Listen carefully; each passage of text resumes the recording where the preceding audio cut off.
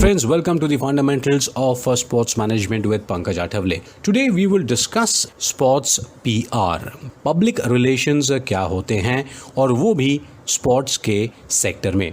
Do like, share and subscribe and please let us know what would you like to also know about sports management. So friends, what is public relations? Public relations की अगर बात करें तो ये basic simple definition ये है कि PR involves a variety of programs designed to promote or protect a company's image or its individual products, or as far as sports is concerned, players, events, teams, etc. Basically PR जो है ये unpaid और अनस्पॉन्सर्ड चीज़ होती है. Advertising के लिए आप पैसे भरते हैं, लेकिन पीआर कराने के लिए जनरली आपको पैसे देने नहीं पड़ते. ये आपका काम होता है कि किस तरीके से आप अपने खिलाड़ी, अपने टीम, अपने स्पॉन्सर की पब्लिसिटी करें. बेसिकली पीआर में आपको गुडविल प्रमोट करना होता है, आपके प्रोडक्ट्स, सर्विसेज या फिर कोई खिलाड़ी को प्रमोट करना पड़ता है, आपके कॉर्पोरेट कम्युनिकेशंस को आगे बढ़ाना पड़ता है अगर कोई आप बहुत बड़ी कंपनी है जो स्पोर्ट्स में इन्वॉल्व है. और कई बार एक माहौल बनाने के लिए भी इसका बड़ा इस्तेमाल होता है. साथ ही में कोई नेगेटिव पब्लिसिटी अगर हो गई हो तो उसको काउंटर करने के लिए भी इसका बहुत ज़्यादा इस्तेमाल होता है. अगर आप एग्जाम्पल ले तो हाल ही में जब करण जौहर के शो पे हार्दिक पांड्या और केएल राहुल की बात चली थी और बहुत बड़ी कंट्रोवर्सी चली थी, बहुत गलत पब्लिसिटी हो गई खिलाड़ियों की, खासकर हार्दिक पांड्या की. और उसके बाद चैनल को, बीसीसीआई को, दोनों ही खिलाड़ियों को और उनके स्पॉन्सर्स को किसी न किसी प्रकार से इस नेगेटिव पब्लिसिटी को काउंटर करने के लिए एक कैंपेन भी चलाना पड़ा था.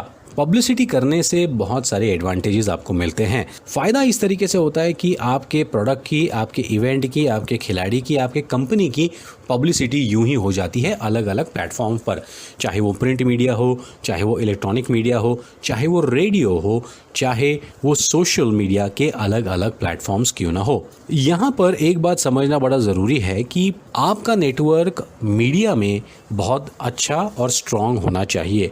Please don't be under the impression that if someone asks you to do a PR of a particular athlete, आप गूगल पे बैठोगे और गूगल पे ऑनलाइन आपको सारे मीडिया हाउसेस और यूट्यूब चैनल्स के आपको कॉन्टैक्ट्स मिल जाएंगे, आप उनको कॉन्टैक्ट कर देंगे और आपकी बात बन जाएगी. ऐसा नहीं होता है. You have to know journalists, you have to know media houses, you also have to know and understand the utilities of different media platforms. कई बार ऐसा होता है कि आप कहेंगे कि यार कौन रेडियो सुनता है, कौन न्यूज़पेपर पढ़ता है यार, ऑनलाइन डाल दो, यूट्यूब पे डाल दो, फेसबुक पे डाल दो, इंस्टा पे डाल दो, पब्लिसिटी अपने आप हो जाएगी. बिल्कुल होगी, but there is a limit to every media platform. और अगर खासकर रीजनल की अगर बात करें तो रीजनल सेक्टर में न्यूज़पेपर्स, रेडियो और डिजिटल का बहुत ज़्यादा महत्व है.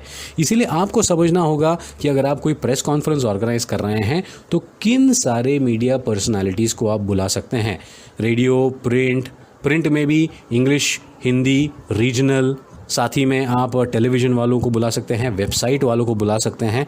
तो आपको समझना होगा कि आपके इवेंट के लिए, आपके प्रोडक्ट के लिए, आपके एथलीट के लिए किस जगह पर पब्लिसिटी की जा सकती है. अगर आप प्रेस कॉन्फ्रेंस ऑर्गेनाइज कर रहे हैं तो इवेंट मैनेजमेंट भी आपको करना पड़ेगा.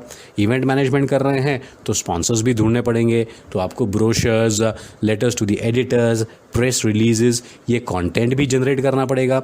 या फिर आपको कई सारे वेंडर्स से भी बात करनी पड़ेगी जो आपके लिए बैकड्रॉप बनाएंगे, जो आपके लिए खाना बनाएंगे, जो आपके लिए ये पूरा पीआर कैंपेन हैंडल करेंगे, जो मीडिया से कोऑर्डिनेट करेंगे.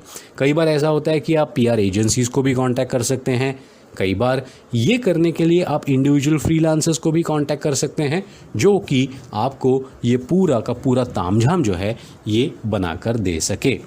तो स्पोर्ट्स पीआर एक बहुत ही बड़ा सेक्टर है. यहाँ पर अगर आपके कम्युनिकेशन स्किल्स बहुत अच्छे हैं, आपका लोगों में नेटवर्क बड़ा अच्छा है, तो आप डेफिनेटली अच्छा काम कर सकते हैं.